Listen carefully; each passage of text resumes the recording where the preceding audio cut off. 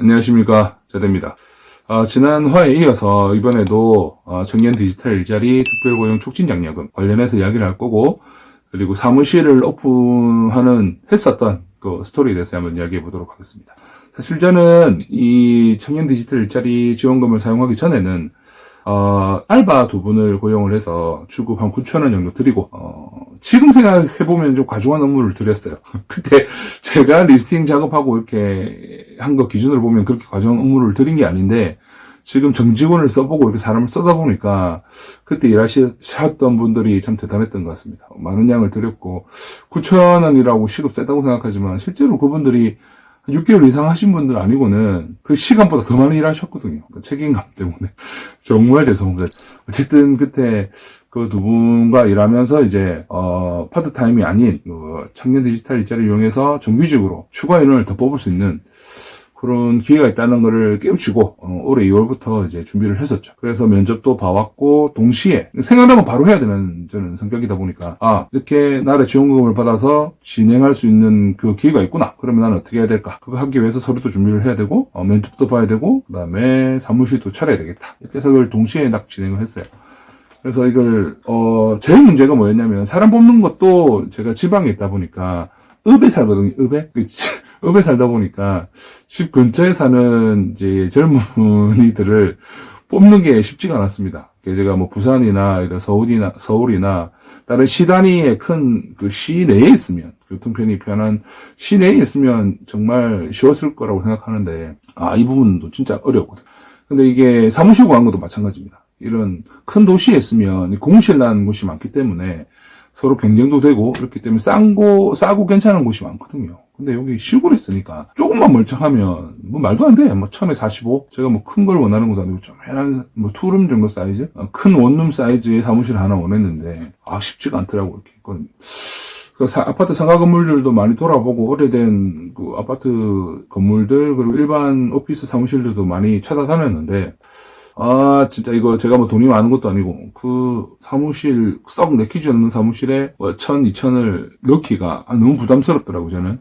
시작하는 단계니까. 그래서 면접을 뽑으면서도 동시에 생각을 많이 했어요. 그러니까 이런 환경이 좋지 않음을 미리 말씀을 드리고 직원들 분들한테 대신에 내가 뭐 월급도 그렇게 많이 안 받겠지만 최저임금보다는 좀 받겠지만 요런 환경이지만 내가 휴가 다 챙겨주고 뭐 여름 휴가 그리고 월차 이런 거 다 챙겨주고 근무 시간 챙겨주고 야근 없고 간식 챙겨주고 뭐 회식도 원하면 하고 술은 안 먹자고 먹겠지만 하여튼 뭐 그런 식으로 좀 그 외적인 혜택을 줄 거다. 대신 사무실은 그렇게 좋지가 않다는 거를 면접 볼 때마다 이야기를 해서 사람들한테 부정적인 이미지지만 괜히 또 뽑아서 왔는데 사무실 마음에 안 들어서 그만둬버리면 그게 더 피해라고 생각을 했거든요.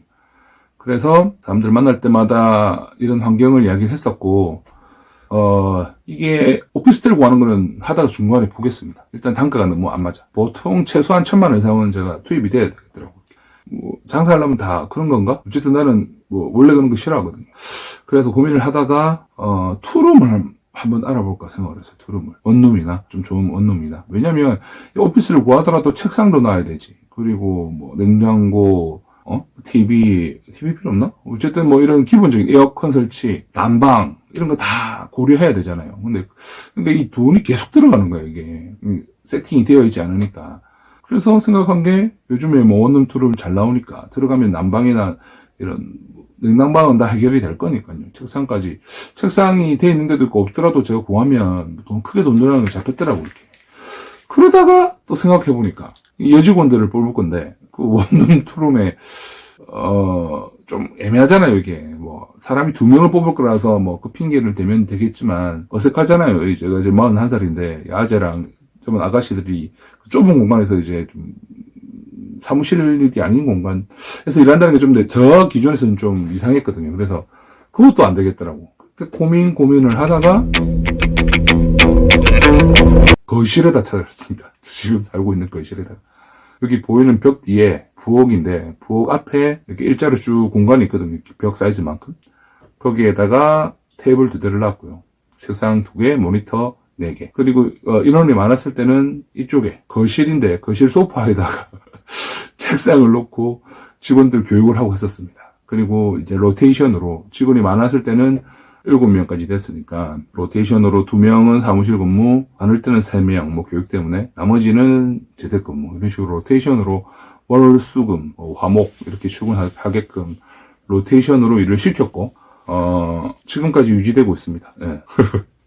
이 집이 처음에도 말씀드렸나 제가 이 집이 실평수 22평이거든요. 이게 넓지가 않아요. 이렇게. 나중에 사진으로 한번 보여드릴게요. 저 제출 자료로 만들어 찍었던 사진들이 있으니까 저 지원금 받으려면 교육하는 사진들을 찍어야 되거든요. 그 사진들 요거 1번, 요거 2번 거실. 요렇게 환경을 꾸미고 여기는 제 사무실. 여기는 보통 여직원들이 잘 안 들어옵니다. 제가 몰래 이야기할 게 있거든요. 이렇게 다른 직원 안 들게 갈고야 될 때 그때만 들어오고 거의 뭐 여기서 제가 택배 싸고 그런 일도 같이 하고 그렇게 하고 있습니다. 이렇게 되니까 가능했던 것 같아요. 사무실비를 아낀 게 엄청 커요. 이렇게. 주위에 저랑 비슷한 환경, 저보다 좀 더 나은 매출을 일으키면서 일을 하고 있는 친구들도 있는데 뭐 그 친구들은 이제 또 고정비가 또 나가고 그러다 보니까 좀 많이 걱정이 저보다는 더 되는 것 같더라고요. 이 거실을 계속 사무실로 쓸 생각은 없고, 저도 내년 3월에 좀 더 좋은 환경의 아파트로 이사를 가게 되거든요.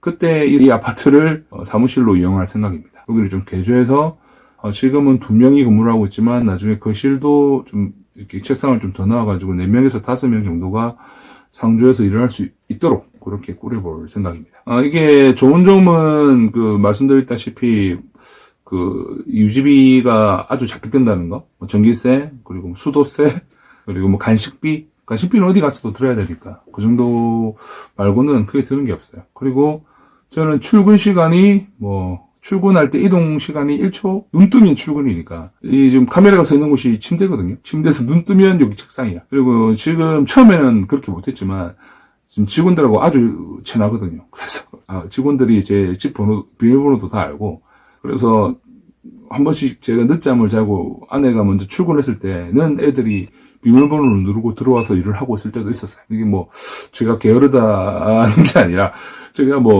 늦게까지, 새벽까지 일을 하기 때문에 이 습관을 바꿔보려고 했는데 참 쉽지가 않네요.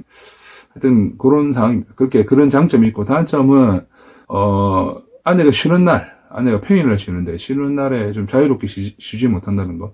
그게 좀 불편함이 있지만 내년 3월에 이사한다는 그거와 그리고 고정비를 세이브시켰다는 그것 때문에 아내가 이해해주고 있습니다.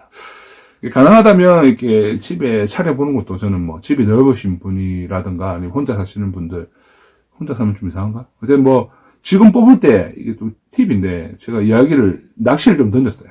그러니까 이걸 사실대로 이야기해야 되잖아요. 이게 처음에 좋은 사무실을 못 구한다 이야기를 했지만 거의 확정되어 있던 예비 후보들한테 미리 이야기를 했죠. 사무실을 정했는데, 처음에는 사무실 알아보다가, 투룸 알아보다가, 원룸 알아보다가, 결국에는 집 거실에다 꾸미기로 했다. 처음에 반응이 좀 이상하게 나왔어.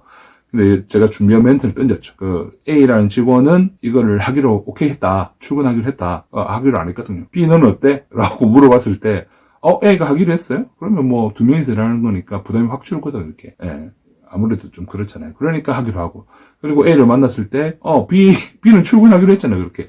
너 말고 다른 B 직원도 출근하기로 했으니까 너는 어떻게 생각하냐? 이렇게 아무렇지도 않은 표정으로 좀 이렇게 미안하든지 좀 어색하지 않을까라는 표정을 짓지 않고 아무렇지도 않은 듯 그렇게 이야기를 하니까 A 직원도, 저는 원래 하려고 했습니다. 이런 식으로 나오더라고, 반응이. 그래서 자연스럽게 2명이 사무실에서 처음에는 풀타임을 근무를 했고, 이 2분은 그 다음에 파트타임 하시는 분도 계셨고, 그 이후에 특별고용 촉진 장려금 지원받아서 3분 더 받았죠. 그래서 유튜브 편집, 리스팅 작업 2분 더 그렇게 해서 진행을 했고, 그 사이에 또 직원이 들어갔다 나왔다 계속 하면서 최대 7분까지 진행을 같이 일을 했고, 지금은 5분, 다음 달에 한 번 더 뽑을 거고 6분에서 7분이 또 연말까지 유지가 될 것 같습니다. 이런 상황이에요. 그리고 보자. 그리고 제가 지금 이렇게 사무실 차리는 썰을 풀고 제가 유튜브를 쇼핑몰 관련해서 하면서 이게 참 중간에 애매했던 게 실무에 필요했던 업무 이야기들을 좀 디테일하게 못하는 이유가 여러 가지가 있는데 가장 큰 게 많은 셀러들이 우려하는 경쟁자를 양성하는 짓이다.